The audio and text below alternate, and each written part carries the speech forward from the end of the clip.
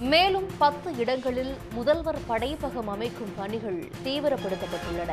சென்னையில் மேலும் 10 இடங்களில் முதல்வர் படைப்பகம் அமைப்பதற்கான பணிகளை தொடங்கியிருக்கிறது தமிழ்நாடு அரசு. விவரங்களோடு இணைகிறார் எமது செய்தியாளர் கண்ணன். கண்ணன், எந்தெந்த இடங்களுக்கெல்லாம் முதல்வர் படைப்பகம் கூடுதலாக வர இருக்கு? விவரங்கள் என்ன?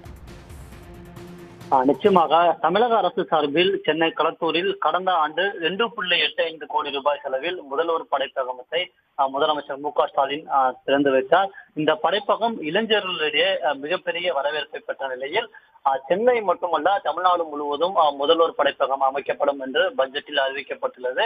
இதனை செயல்படுத்தும் விதமாக சென்னையில் மேலும் 10 இடங்களில் முதல்வர் படைப்பகமானது அமைக்கப்பட உள்ளது.